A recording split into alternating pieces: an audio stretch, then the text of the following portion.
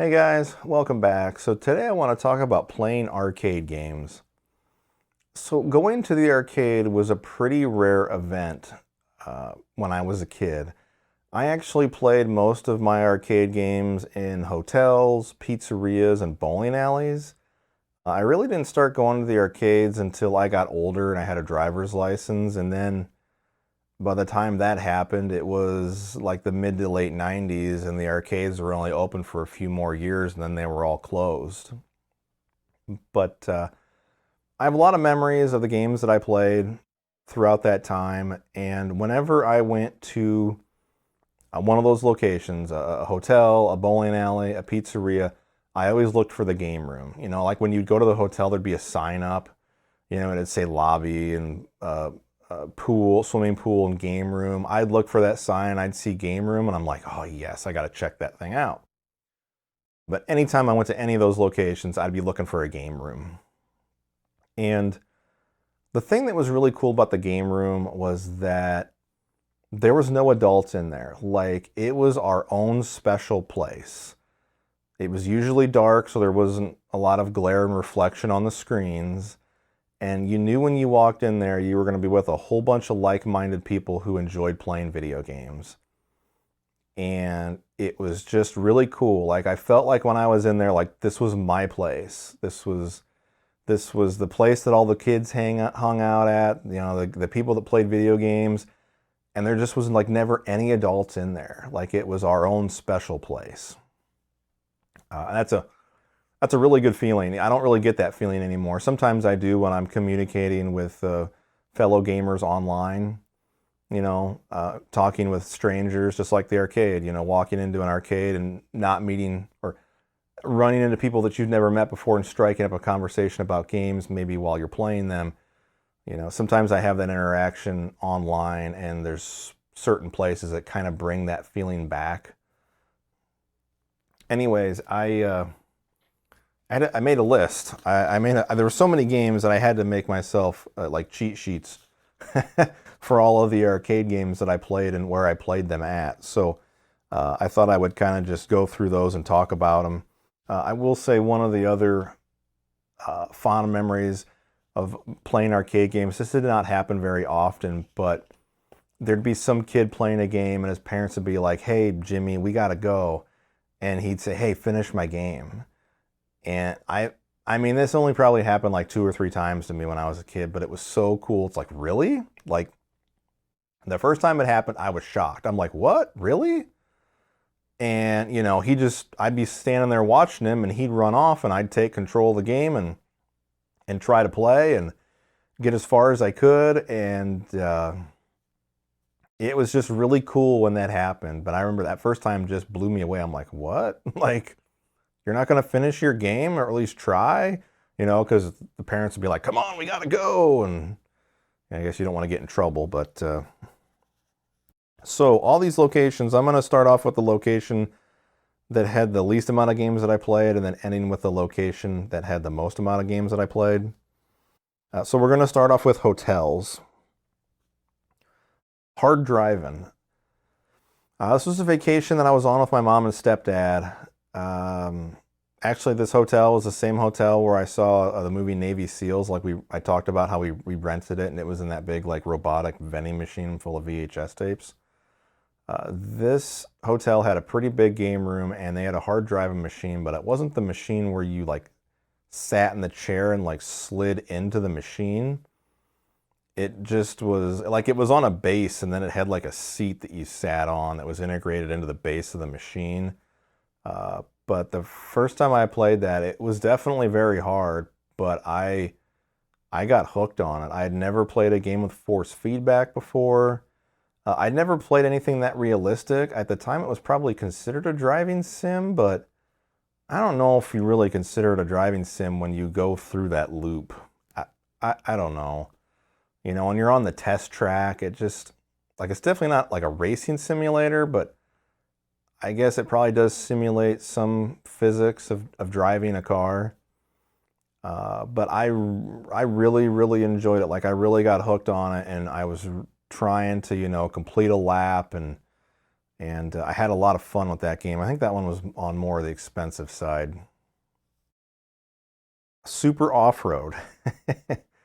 So again, on vacation with my mom and stepdad, they left my brother and I at the hotel. I do not remember why, but they gave us money, and there was a restaurant in the hotel, and they said, here's some money, go to the restaurant and get yourselves, something to eat. Well, what I did was I took the money and I bought a bottle of Yoo-Hoo chocolate milk and a bag of potato chips out of the vending machine, and then I spent all the rest of my money in the arcade, primarily playing Super Off-Road. This game is so awesome. If you've only played the home ports and you've never played the actual coin-op, you have got to play it. It's a 3-player machine with steering wheels, gas pedal, and it is just a riot. It is an absolute blast to play, and it doesn't take long to kind of pick up the mechanics of the game. And the one thing that I do personally, which I'm assuming a lot of people do, is like when you have to do like a 180, like you're going down a straight away, and then you've got to do a 180 and turn, that you take the steering wheel and you just, yank it down as hard as you can so it just starts spinning, freewheeling on its own. And then as your truck goes around the turn, it straightens out, you put your hand back on it and stop it, and you get going again. But fantastic game.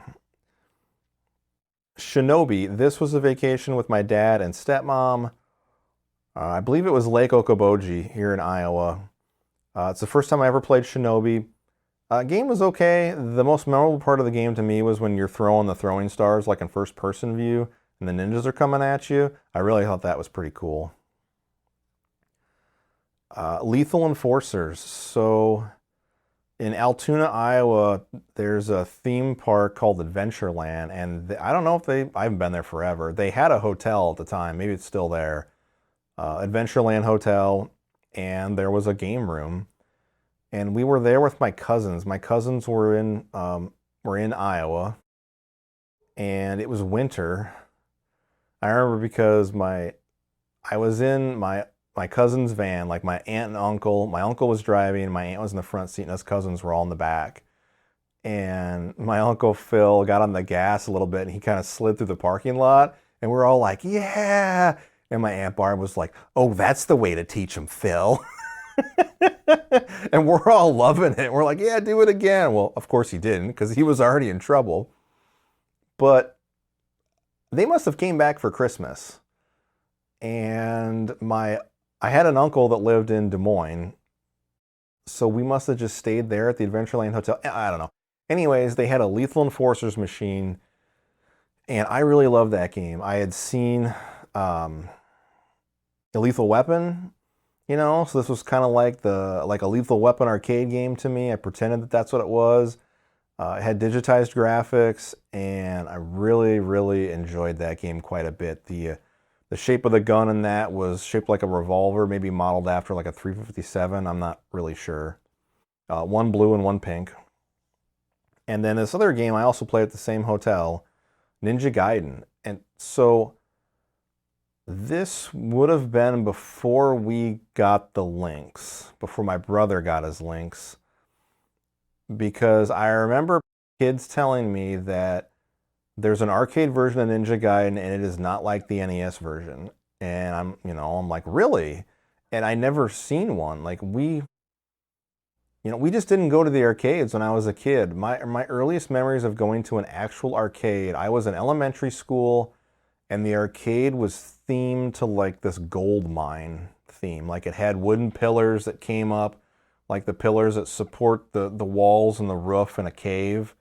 And like the lights were, I think, shaped like lanterns or something like that. I don't remember what the place was called, like Gold Rush or something. I don't know. It changed shortly after that, and it was called Tilt. And it had like a neon pink sign or something like that, and it stayed Tilt all the way up until the arcade closed. But we walk past the game room at the hotel, and I'm like, oh my god, they have a Ninja Gaiden machine. So I finally got to play that for the first time, and I liked it. It's a beat 'em up. It's not like the NES game. I thought it was pretty cool. And then when my brother got his links, I was really excited because we got a copy of Ninja Gaiden with it, and so I was able to play that game again. Had a lot of fun with that one. So this next section is this is bowling alleys. I think I might have talked about this before. Like bowling was like super popular back in the 90s when I was a kid. I mean it's probably still popular, but like there was like 4 or 5 bowling alleys in my town, and I think now there's probably only like 2. You know, I would spend the night at my friend's house on Friday night, and then Saturdays we would go to the bowling alley, or maybe it was like a birthday party type of thing. But again, I'd always look for the game room. And this one bowling alley that I frequented quite a bit, they had a Lucky and Wild machine. And this game is just a blast. Again, I would get Lethal Weapon vibes off of it. And it's like a driving and shooting game. And so the one person can drive and shoot. I guess player 1 maybe you'd say. And then player 2 it also has a gun.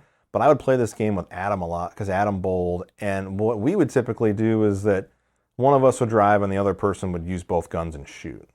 And we would like flip flop and take turns. And had a lot of fun with this game. If you ever get a chance to play Lucky and Wild, do it. I do recommend it. Okay, the same bowling alley had a Neo Geo machine. They had a whole bunch of the King of Fighters games. This is the first and only time I really remember playing those games because I'm terrible at fighting games. I picked one of them, I don't know, 95, 96, I don't really know. I picked one of them, got my butt kicked, and I never played it again. But this was the one and only time that I saw an actual Neo Geo machine in a like Neo Geo arcade machine. Same bowling alley, Area 51. Light gun shooter by Midway, I believe. I feel like it was like digitized and pre-rendered graphics, maybe pre-rendered backgrounds with digitized soldiers, and then I think you shot aliens in it too. I don't remember. Maybe when you got deeper into the base you shot aliens. Anyways, I had a lot of fun with this one too. The guns on this game I feel were kind of modeled after maybe like a 1911 Colt pistol. So Lethal Weapon had the revolver, and Area 51 had a pistol. Fun game. Different bowling alley. Street Fighter 2 Championship Edition. This was the first fighting game that I ever played. I really like it. To me, it was kind of like Bloodsport. You had all these fighters from all over the world that were competing. In Bloodsport, they all come to one location, but in Street Fighter, you fly to all of their locations to fight them. But for me, it was kind of like, oh, this is kind of like Bloodsport. It's like Bloodsport, the video game. And then Captain America and the Avengers. I don't remember which bowling alley I played this one at, but it was in a bowling alley. Fun beat 'em up. At the time I was reading comic books, I didn't know anything about the Avengers. Like I was an X-Men kid. I knew who Cap was.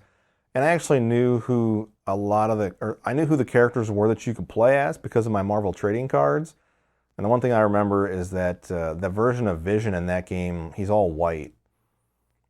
And I don't know the events that led to that happening, but I remember seeing the machine and thinking, why is Vision all white? Like, where's the yellow and the green and the red, his traditional costume? I thought the white was kind of boring.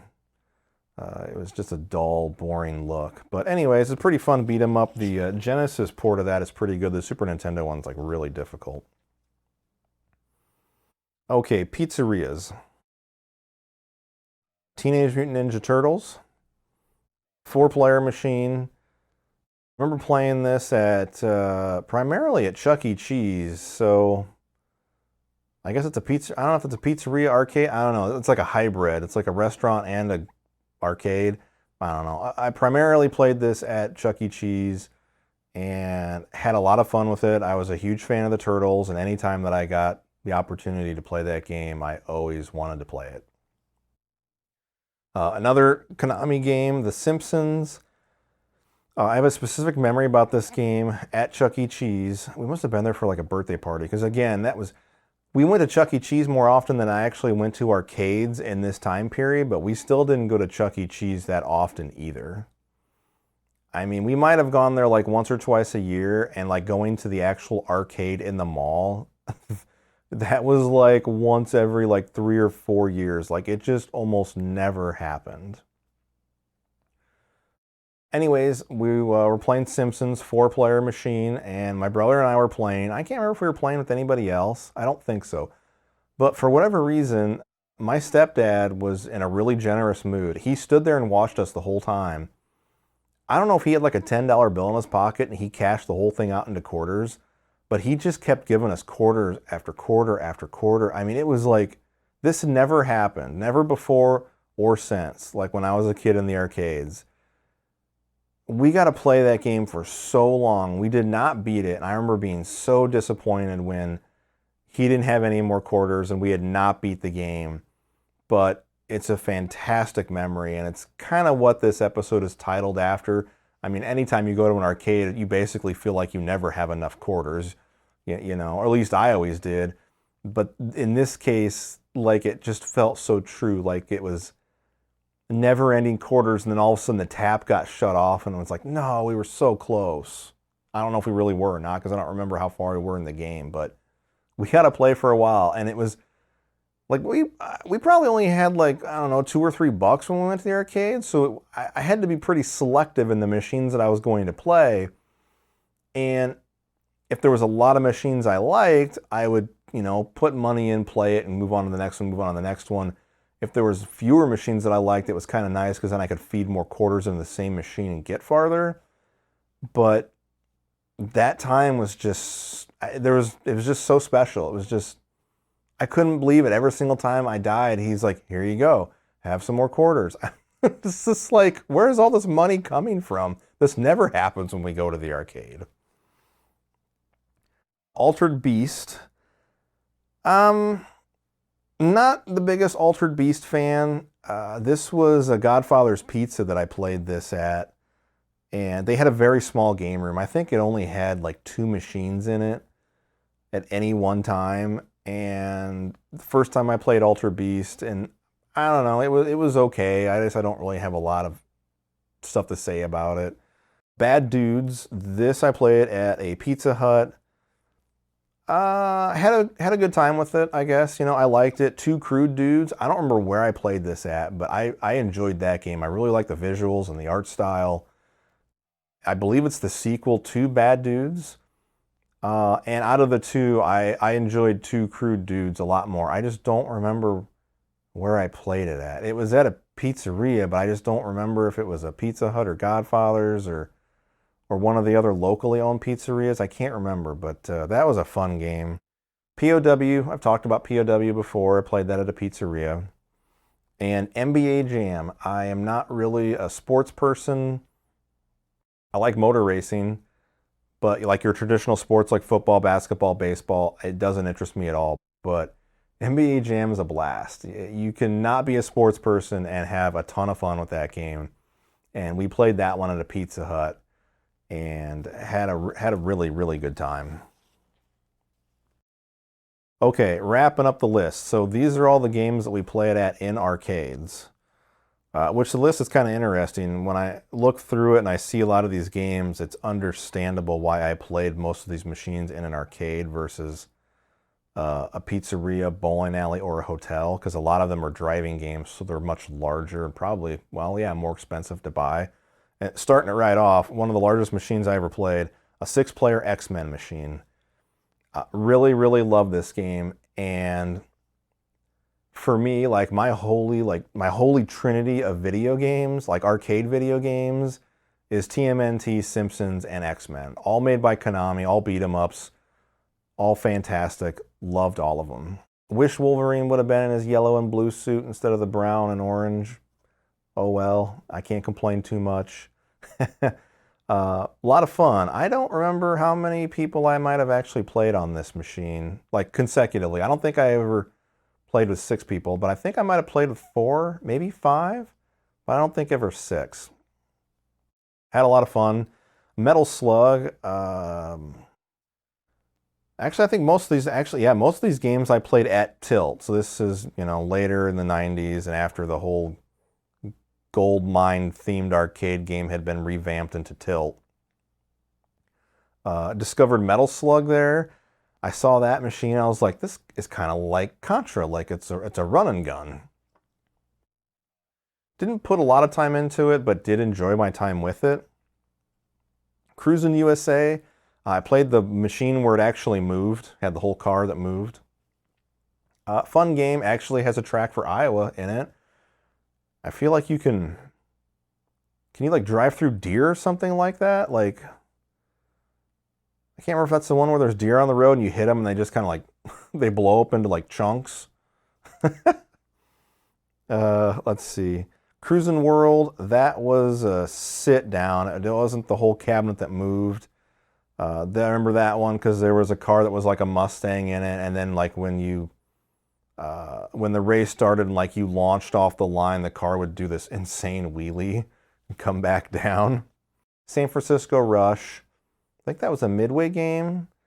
Really over the top, kind of like Cruisin' USA style racing. I had quite a bit of fun with that one. Killer Instinct, oh my God, the loudest machine in the arcade.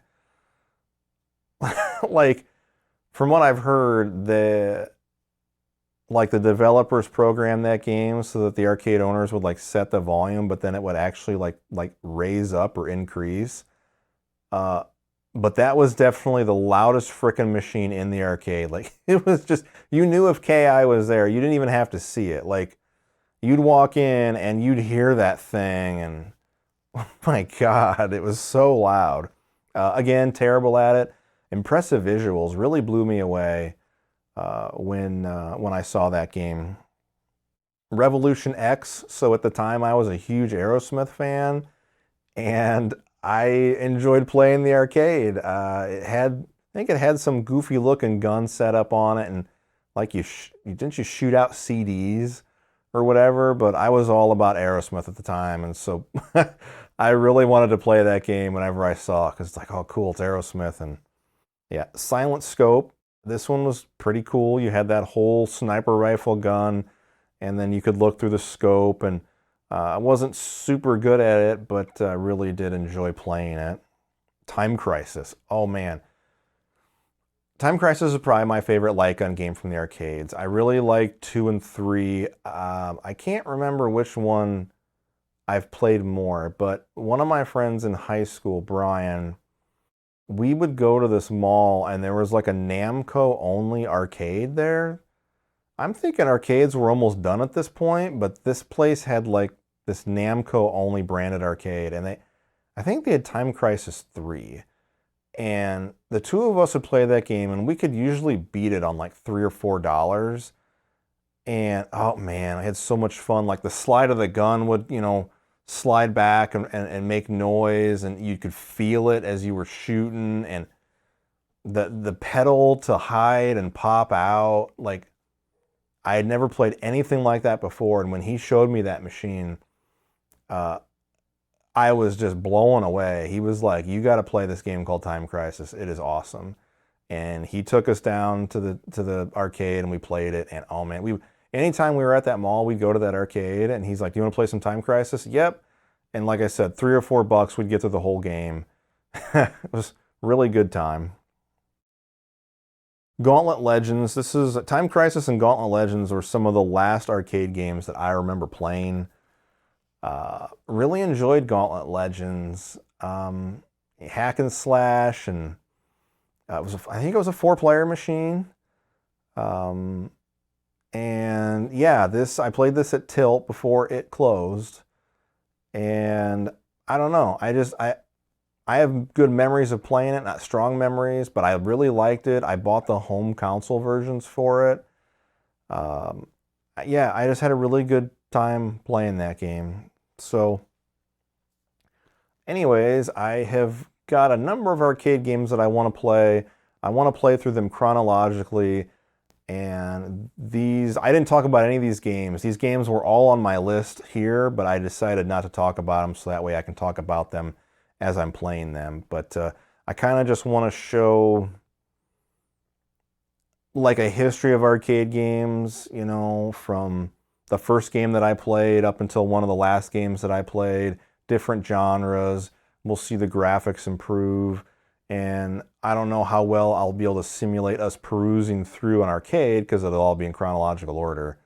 I don't know. Hopefully it turns out fine. It just sounded like a cool idea to me. I don't know, we'll see how it works. So let's check out a number of arcade games that I played as a kid. Not necessarily my favorites, but definitely memorable and a way to display different genres of games and then how the games had evolved through time. So let's head to the arcade.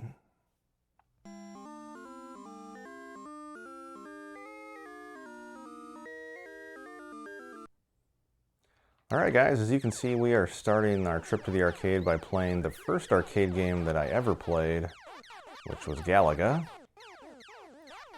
I played this at a Pizza Hut. They had a cocktail style machine of Galaga. Ooh. And like right when you entered the restaurant, man.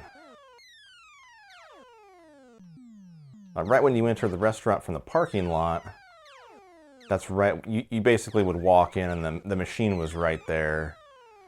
They had it set, like, if I remember right, Pizza Huts had like linoleum or, yeah, it must have been linoleum, like up in front of the counter, like where customers walked in was all linoleum, and then there was like a linoleum floor going back to the bathroom area, but then I think the dining area was carpeted. And so this would have been like at where the carpet, you know, began at in the store. Basically, they had taken a table out and stuck this cocktail arcade machine there. But I can remember playing this and having my pop sitting on the machine and whoa, that was close. You know, I was pretty young when I played this. Oh, dang. So I didn't have like this vast knowledge of arcade games or what to expect. It's the only cocktail version of a game that I ever played. Everything else was the, you know, standard upright coin op that we're all very used to.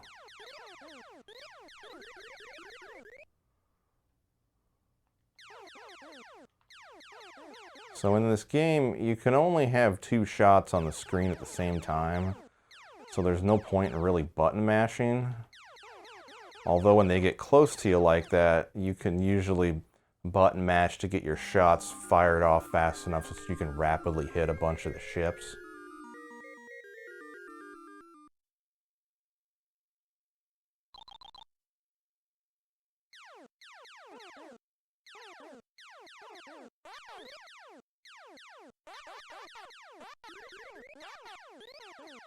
I really enjoy this game. Oh, son of a... I didn't even see that guy. I was looking up at the top of the screen. Oh. I'm not like a big fan of shooters. I like shooters. I'm not really good at them. Bullet hell shooters, I don't even know how people play those. Oh. That's kind of like a tractor beam. He'll suck you in there.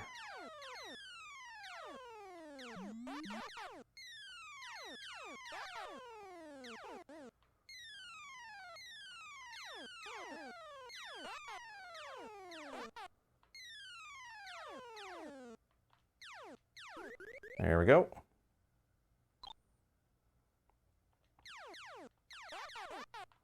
Oh, I even saw that guy coming at me. Ugh. Alright, well, you guys see the gist of Galaga, so why don't we just switch over to our next game.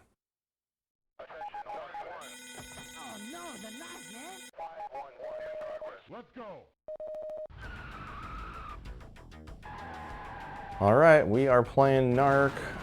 The first time I actually played this game was at a friend's house on the Nintendo. It was at Luke's house. And we would play 2-player, and I would just have an absolute blast. One of my favorite run-on guns on the NES. And I remember playing it and thinking, wow, this is way different than the Nintendo version. Like, this is violent.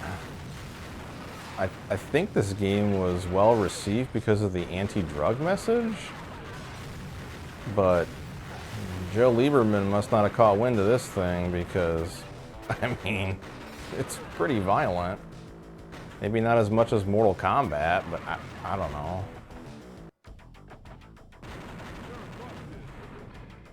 So you can see right there that you can bust criminals, and you'll get more points for doing that. They'll add up all the money and drugs that you collected in the level and how many guys you busted.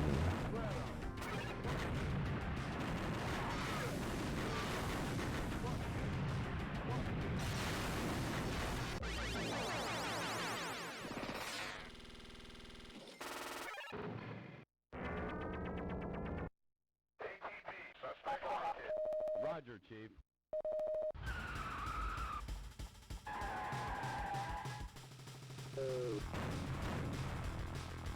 These hypo guys are annoying. Like, I feel like this is the game's first quarter munching gameplay mechanic, and that they just throw those hypos and it ends up stunning you, and they just keep throwing them, and your health bar just gets depleted like crazy.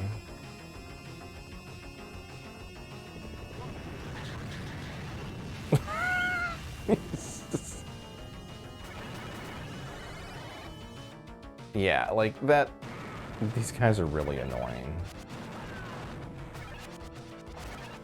I feel like in this game, well, maybe in a lot of arcade run and guns, I don't know, I feel like the game entices you to pick up the cash and the drugs so that they can spawn in more enemies, especially with these guys, and then just, you know, drain the quarters right out of your pocket. Look at this. He threw a hypo in my ass.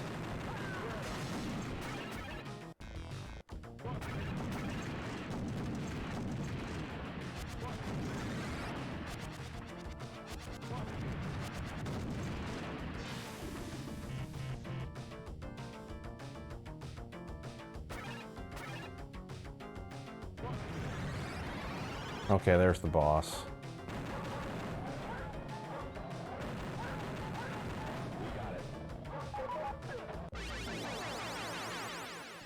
You gotta pick up those key cards so you can exit the level.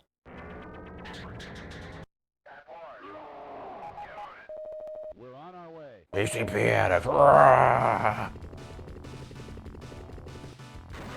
dare you guys sell drugs on my freeway? Budget? There is no budget for this department. Your company issued cars in 9/11 with machine guns. Oh. Here's our PCP addict.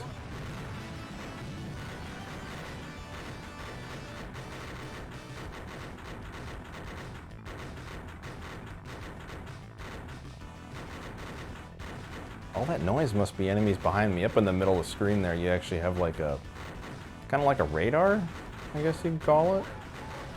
Oh my god, I'm running over dogs.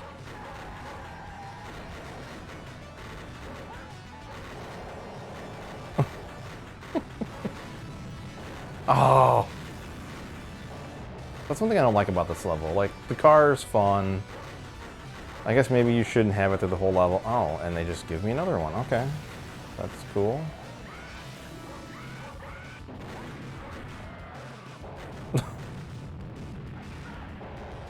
It's just really disappointing when you get the car and then you do that.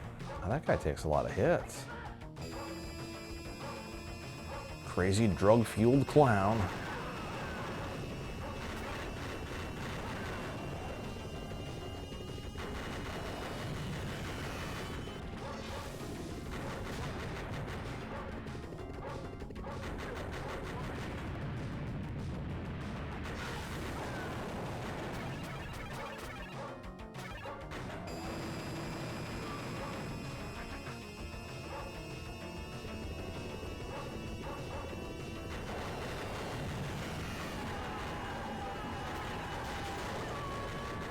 Whoa. What's going on?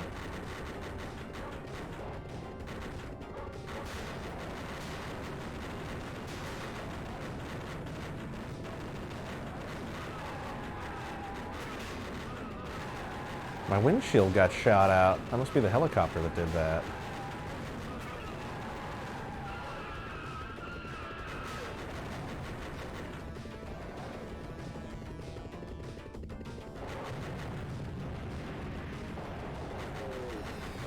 Oh, I'm out of rockets.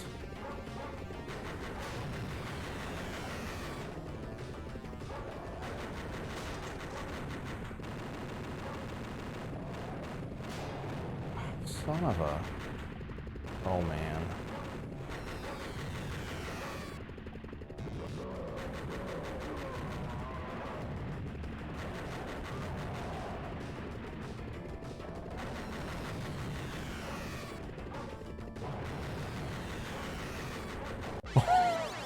The dumpster crushed me. Alright guys, I think we'll switch to the next game. We pretty much saw what NARC has to offer with the on-foot levels and then that one driving level. Alright guys, we are playing Final Fight. I usually pick Cody.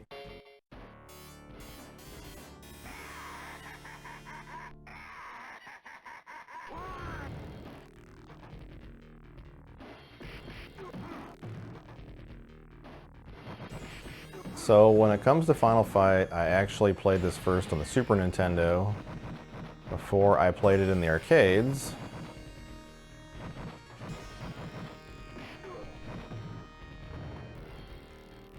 That's kind of a reoccurring theme with this episode, is that I tended to play the arcade ports that were on home consoles before I got the opportunity to play the arcade. And then when I finally did play the arcade, you know, I was super impressed, and it's like, oh man, this is fantastic.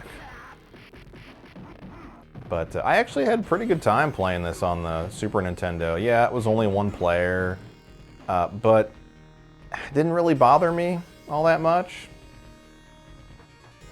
I mean, it would have been nice to play two-player, but I never even played the arcade version two-player. You know, if my brother and I went to the arcades, we wouldn't always play the same games, so...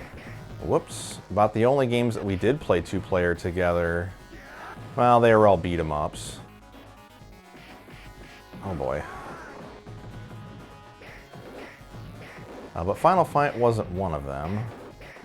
We always played Ninja Turtles the arcade together. This was a game my brother was really good at on the Super Nintendo. I'm pretty sure he could beat it. I couldn't.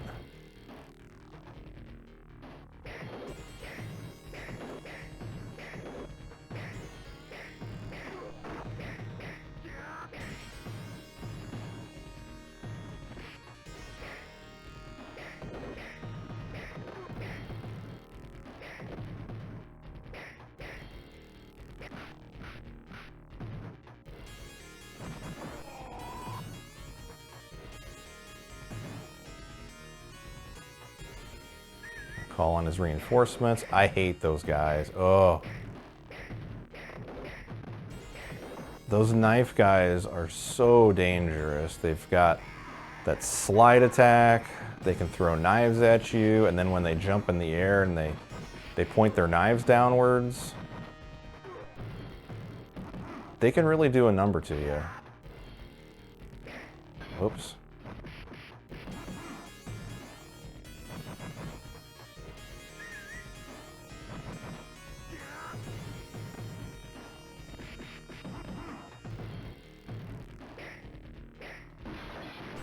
I kind of got hosed right there. This continue screen is awesome. I remember the first time I saw this, I was like, that is so cool. The knife comes down and cuts the fuse for the dynamite, and whoops, I jumped backwards.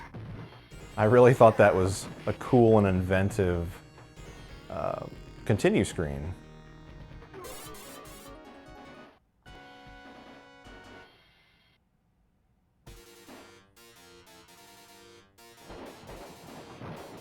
I like these opening levels, how this game, you know, you go from the streetscapes and you actually see the fighter of your choice, you know, walk down the stairs into the subway, and now we're in the subway. Eventually we'll go onto the subway car. Touches like that you know, help continuity, story continuity. I like that. I don't have a problem when they just kind of randomly throw levels together and it's like, here you're on the streets and here you're on the waterfront and here you're in the sewers. Like, that's fine. But when they can actually chain levels together, see, those guys suck. Like, you're gonna die, dude. I mean, I'm gonna die first and then you're gonna die. Here's our Andre the Giant ripoff.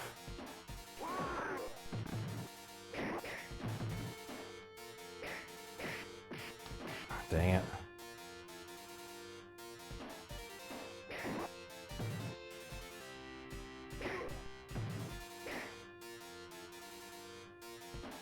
Alright, now we'll go in the subway car.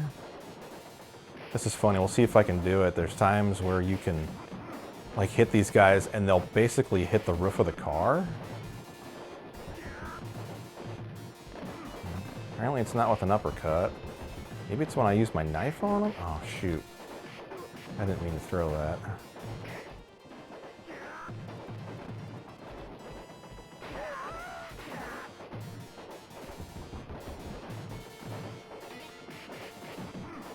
One thing I like doing in this game, which I haven't really got to do it yet. I like how you can hit enemies that aren't even on the screen. Oh boy.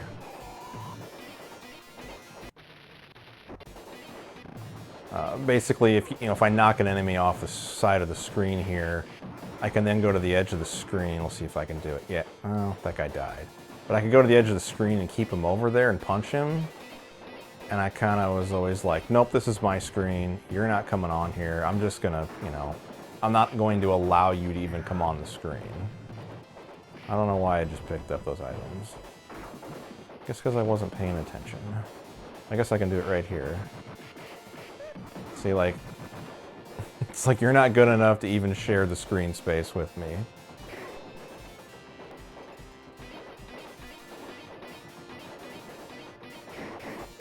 There, that guy. Oh, he didn't hit the ceiling. He must have hit the handholds.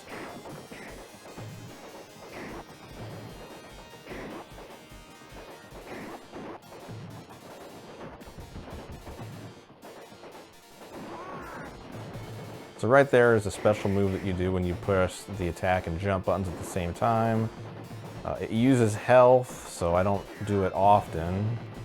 When I was playing the arcades, I hardly ever did it because it takes your health, and then it's a weird gameplay mechanic. Like, you don't want to do it because you're eating your health. So it's basically like a desperation move. Like, I usually will use it when I get surrounded and I've got no choice, and I figure that I will take more damage from the enemies, than me doing my desperation move.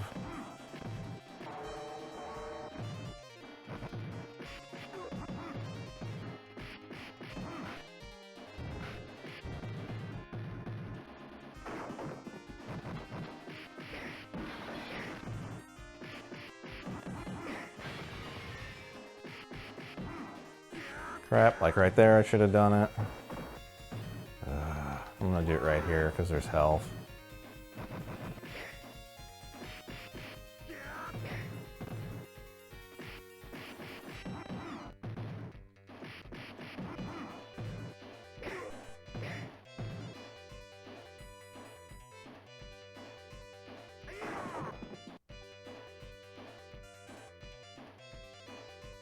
This guy, Sodom, yeah, like he'll totally wreck me, just like that. There's times that I fight him and I do okay, and then there's times that I fight him and he just obliterates me. And I have not figured out how in the life I'm supposed to avoid that.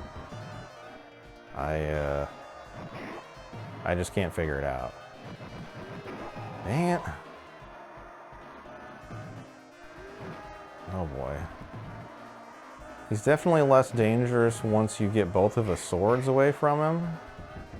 Ooh, I got it. Because as you can tell, the swords increase the range of his attack by quite a bit.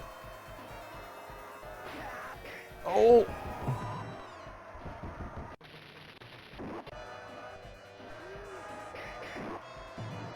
If any of you have played Mighty Final Fight for the NES, which is a fantastic game, this guy is so hard. Every time he hits you, I think he takes like a quarter of your life off. Heck, he might be doing that now and I just haven't noticed.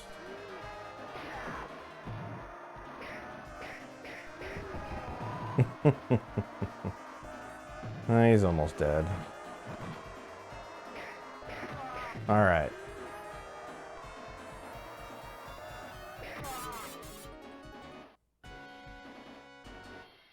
So I want to get to the next area because we get to destroy the car.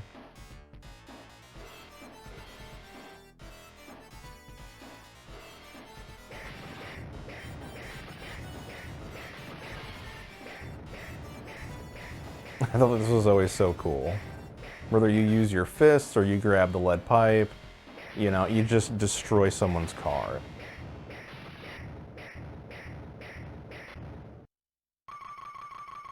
Alright guys, that's as far as I wanted to get in this game because I wanted to destroy some dude's car. So let's switch over to our next game. Oh my god! Alright guys, we are playing Smash TV. This is the first twin stick shooter that I ever played. I think I actually played it for the first time on the Super Nintendo before I got the chance to play it in the arcade. That bomb would have came in handy, but I didn't want to risk going over there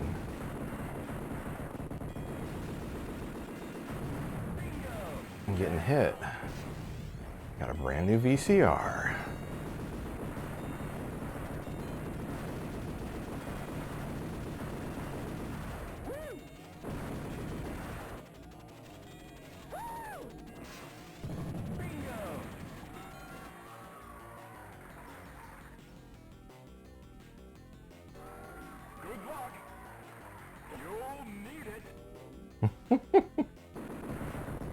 Reminds me of the guy off RoboCop, the I'd buy that for $1 guy.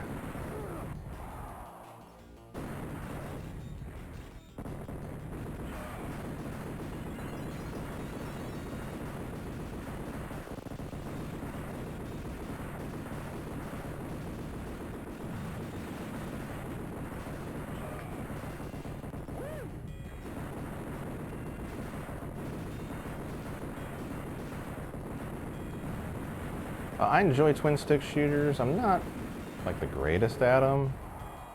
I will occasionally get my sticks mixed up and then that'll, you know, usually cost me a life.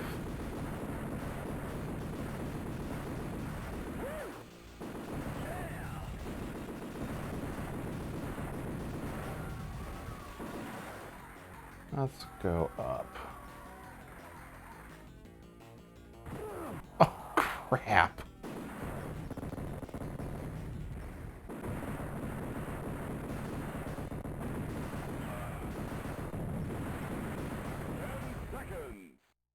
Dang it. Mr. Shrapnel got me.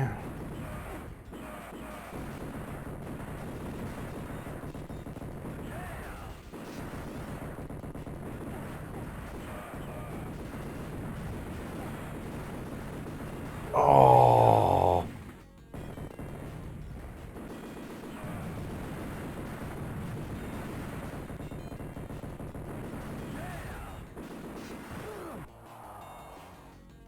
You kind of take a risk walking by the doors. Especially those ones down there in the bottom because you can't see when the doors actually open.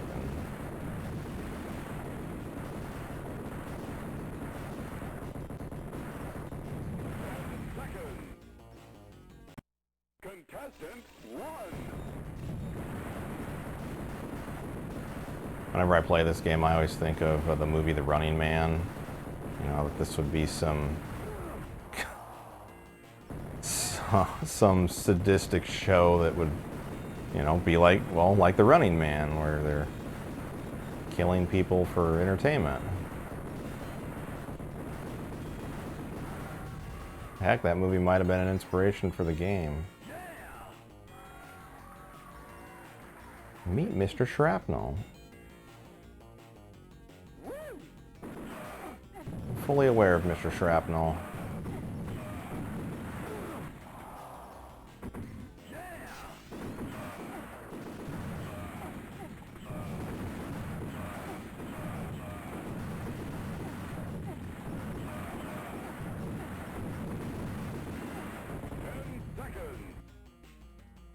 Contestant 1.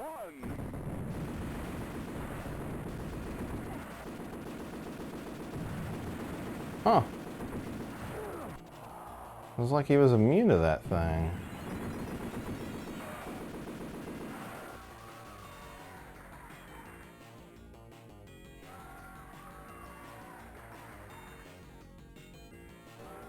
Big money. Big prizes. I love it.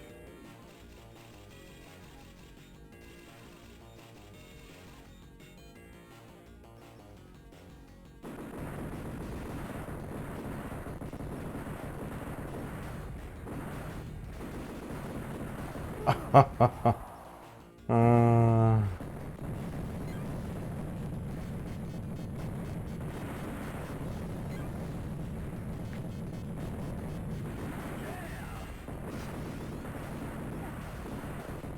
oh, this is bad. Oh.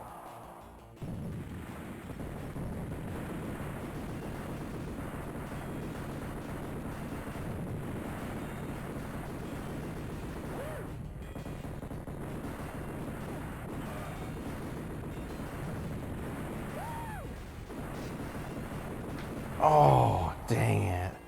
I was doing pretty good.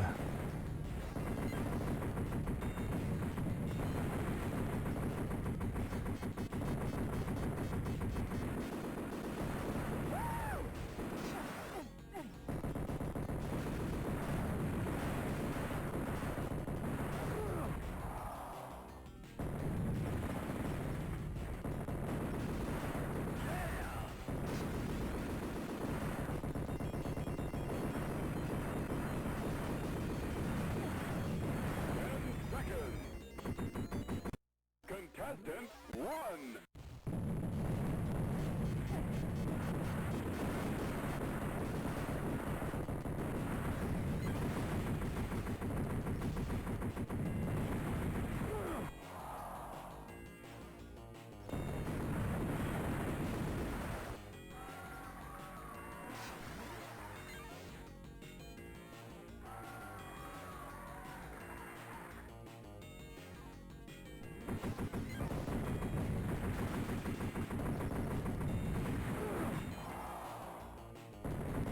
That didn't go so well. I don't even know if I hit a single enemy.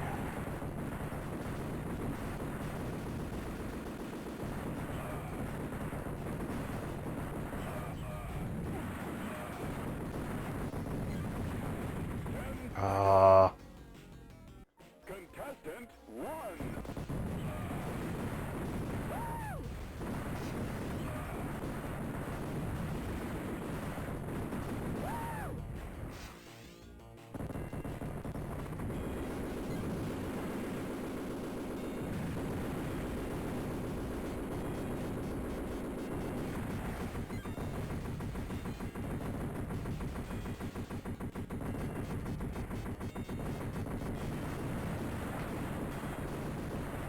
Oh boy.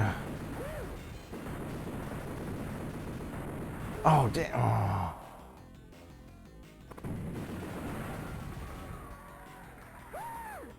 Alright, I think the boss is in here. Yeah. I'd buy that for $1. Oh, there you go. 10 seconds. Contestant 1.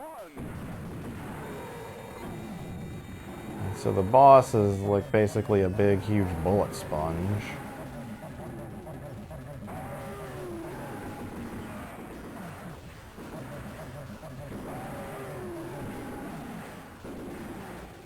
We gotta blow off his limbs, and you get behind him, he'll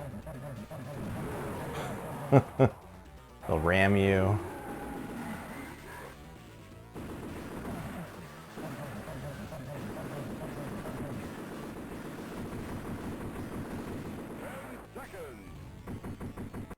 Contestant 1. Oh my god. You really need the upgraded weapons.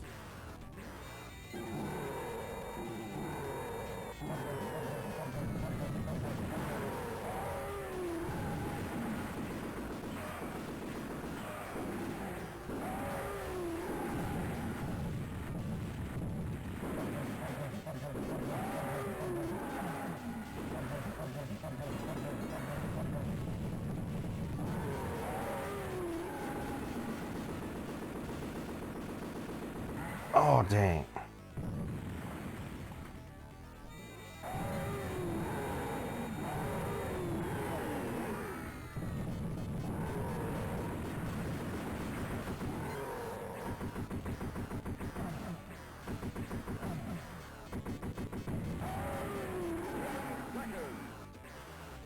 Contestant 1. All right, that should be it.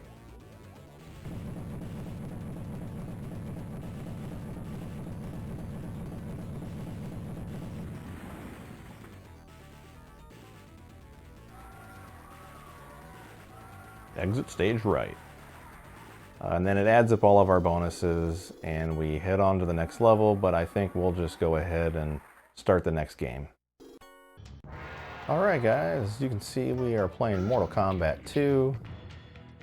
I'm gonna pick Johnny Cage because why not? Full disclosure, I do not like fighting games. I am terrible at them. They're just not my thing. So if you're wondering why I would play a fighting game during this episode, it's because we're talking about arcades. And in the 90s, after Street Fighter 2 and Mortal Kombat came out, the fighting game genre just took off like a rocket ship. Like, it was the hottest thing out there. And everybody wanted a piece of the action. And we didn't get to go to the arcades very often, but when we did, if there was a machine that had a crowd of people around it, it was always a fighting game. It was the first time that I ever saw people place a quarter at the bottom of the screen to like reserve their place in line. That was specifically a Mortal Kombat machine, MK1.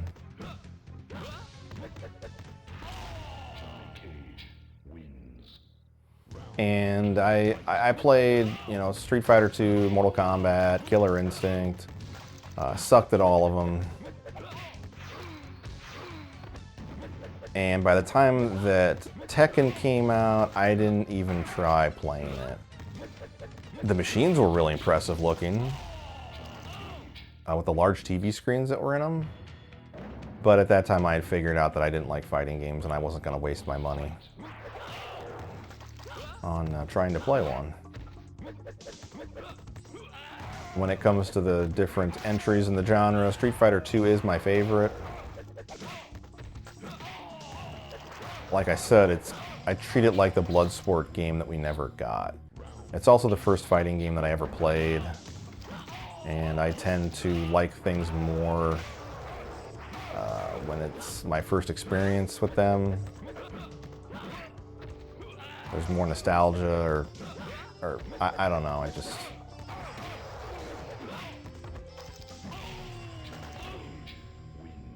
but I like Mortal Kombat. Like, I think the property's cool. I like the realism of Street Fighter 2 in that, I mean, not that it's overly realistic. I mean, you got Dalsim stretching his arms out and whatever, but I like that it just seems like it's something that could actually happen, like these fighters traveling around the world to fight each other. But I really like the fantasy or the fictional elements of Mortal Kombat. Earthrealm versus Outworld, and fatalities are awesome. I mean, that's what drew all of us into this game, was we wanted to see see the graphic violence and the ridiculous fatalities. This game introduced friendships as a response to the violence of the fatalities, and I really like Johnny Cage. Johnny Cage's friendship. He gives his opponent a signed picture of himself, and it says, like, "To my biggest fan." I just thought that was so hilarious.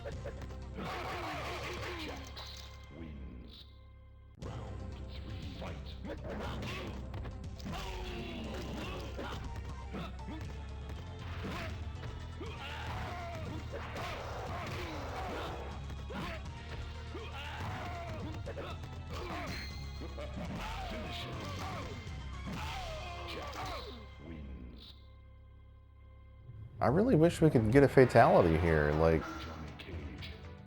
I guess the AI opponents will only do stage fatalities? They don't do their own?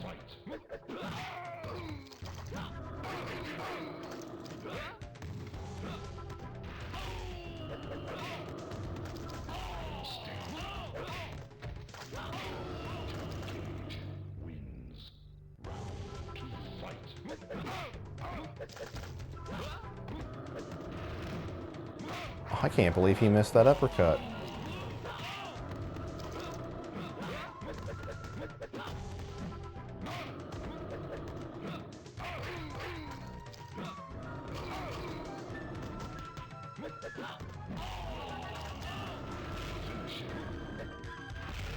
I wish I could finish him, but I can't. Because I'm using a gamepad instead of an arcade stick, and I'm having zero luck doing finishing moves, friendships, whatever. I can hardly pull off half my special moves.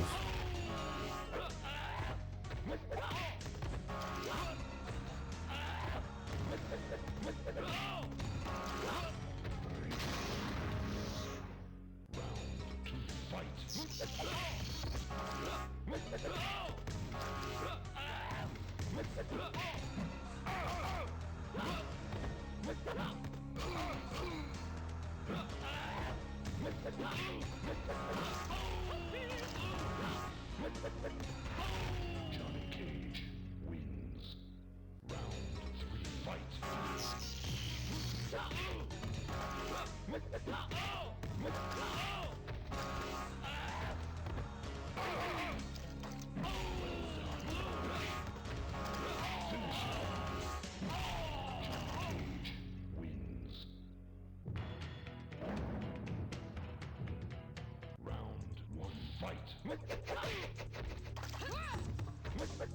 That was a nice suplex. Good lord. Oh my god. Freaking wipe the floor with me. Yeah. Have some of that. Oh, that was cool. The shadow was still there. Oh.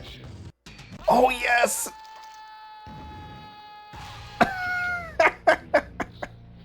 That's fantastic. Alright guys, since I suck at fighting games, I think that's a very appropriate way to end this game, and we should go to our next one. Alright guys, as you can see, we are playing Daytona, USA. I'm racing with an automatic today. Gentlemen, start your engines. And we're going to race the beginner and advanced tracks. Those are the tracks that I played the most of when I was a kid playing this game in the arcade, because I don't really like the expert track that much. I just don't really find it that enjoyable. I really like the advanced track. I like the visuals, I like the background music, and it's definitely my favorite track. Here, as you can see, we are on the beginner track. It is shaped like a tri-oval, which is something that you would find in NASCAR.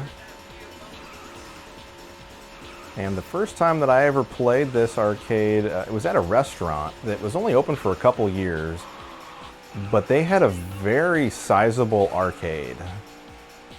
They had like all the good machines that you wanted to play, And it was so good that I quit going to the arcade in the mall, and I was just going to this restaurant just to play the arcade games. I never even ate at the restaurant. The only time I walked into it was to use the restroom.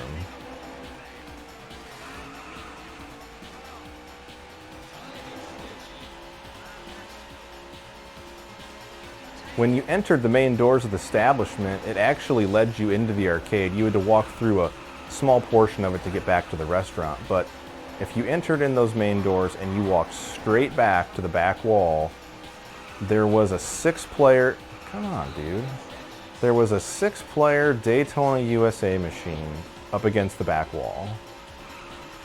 And that blew my mind. Up to this point, I had only seen arcade racing games that were like one-seaters, and to see 6 chairs all lined up and connected, it just blew my mind.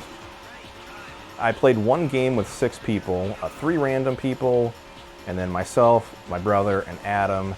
I don't remember where everybody placed at, and I think we played the advanced track. But it was a pretty good time. And if memory serves me right, this game was pretty loud, so I don't know if there were speakers in the seats or under the seat. I just remember it being really loud, which was cool. It helped with the immersion. The cars sounded awesome.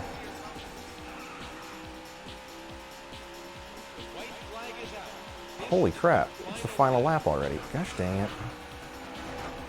I keep thinking I'm gonna end up passing that guy, and then I tag him in the back end. I'd really like to get a top 5 finish, but I don't think that's gonna happen.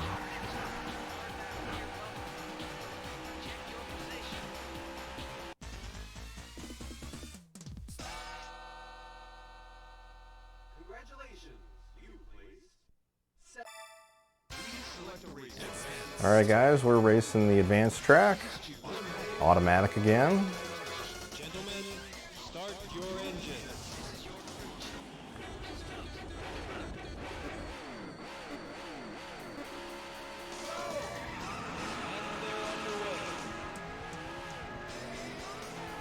For me personally, the most memorable thing about this arcade game is the theme music. Specifically this song and Rolling Start. I really like both those songs. I don't really like Blue Skies that much. Out of the 3, this song is my favorite.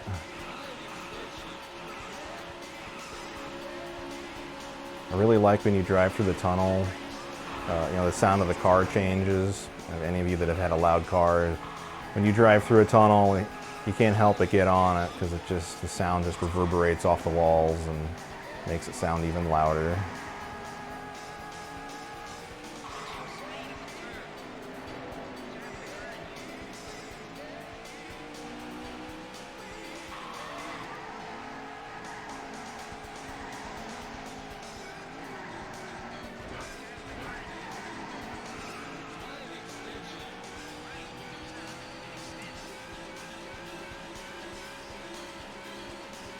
I'm hoping to get a top 10 finish.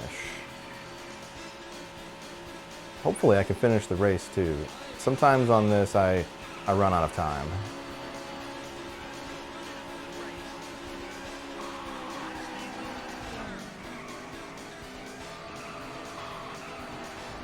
Whoa. When it comes to racing games where you have to drift, I am terrible at drifting. In my youth, I really enjoyed arcade racing games, and as I got older, I gravitated more towards simulation.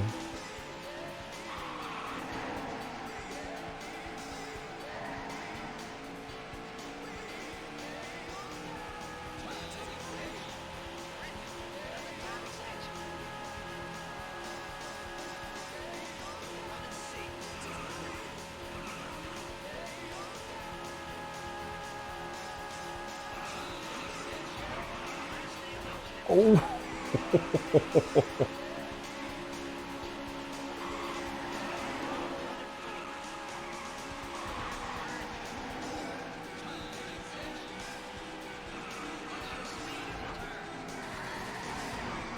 That turn, I struggle at that turn.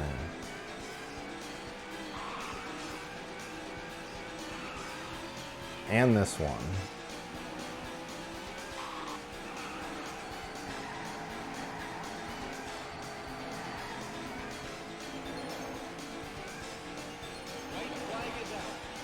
All right, final lap. Let's see if we can complete this thing.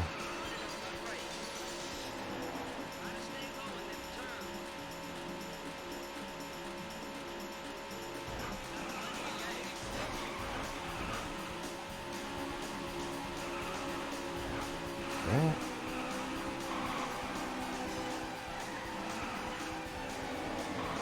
Holy crap.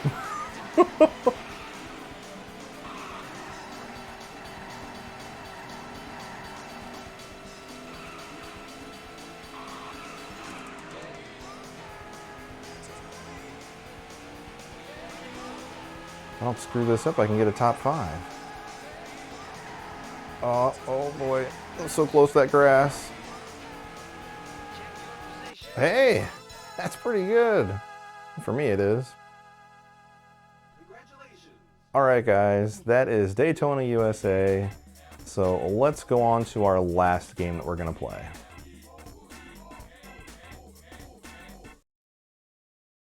So Daytona, USA was going to be the last game featured in this episode, but as I was editing the episode and putting things together, it felt really strange to not have a light gun game featured, as I pretty much only played those in the arcade. I talked about Time Crisis 2, and I've got a lot of good memories of playing that game with Brian at that Namco-only arcade, and it just felt like a no-brainer that that would be a good way to end the episode. And I would have arcade games ranging from 1981 to 1998, which pretty much covers my childhood and teenage years. So it works out really well. So let's check out Time Crisis 2.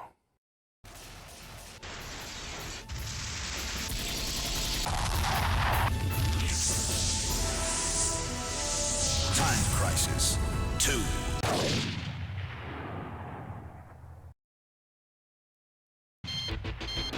Action!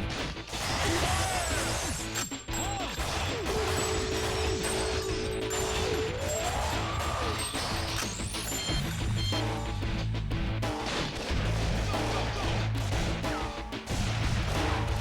Action!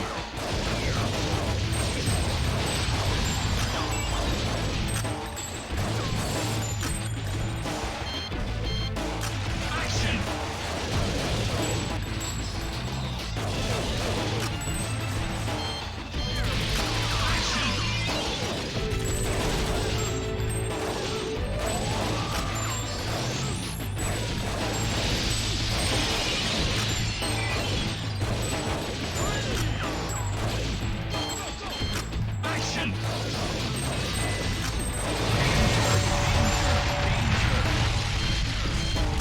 Action!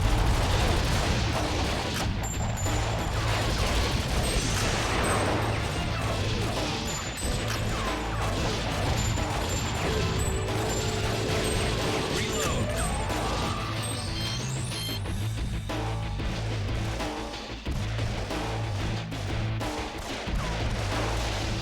Action!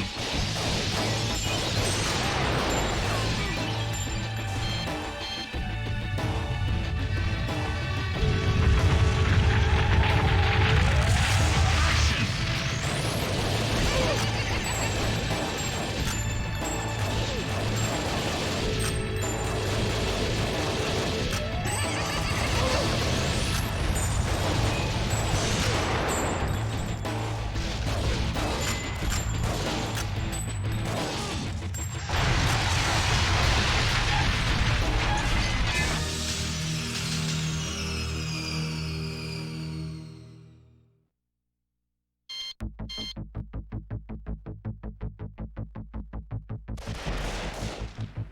Action! Reload! Reload! Reload! Continue?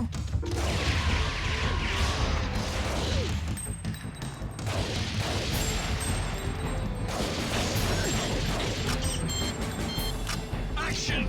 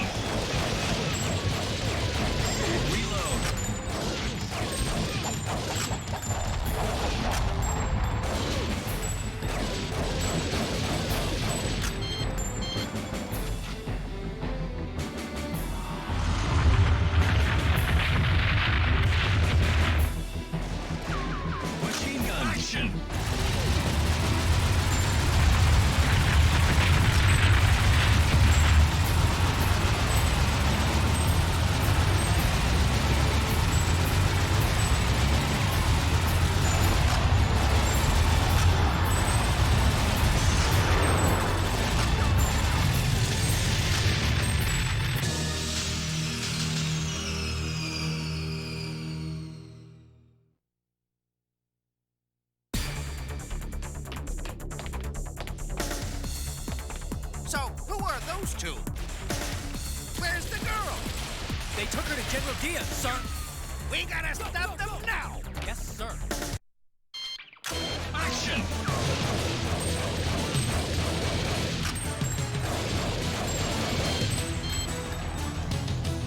Action!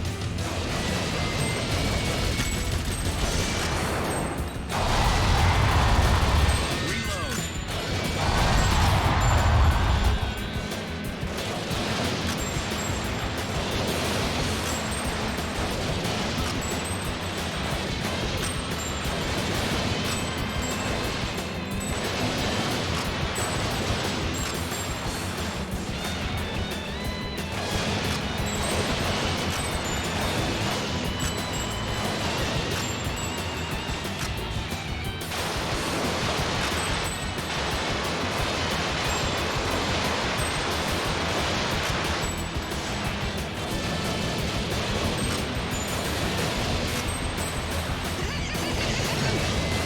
Reload.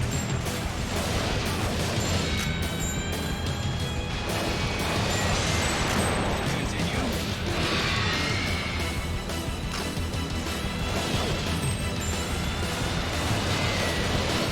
Reload.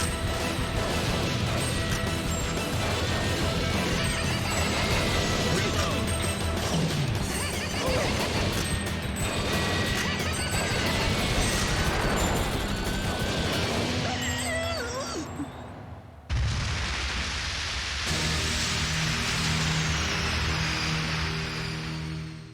All right, guys, thank you so much for watching. I really do appreciate it, and we'll see you guys next time.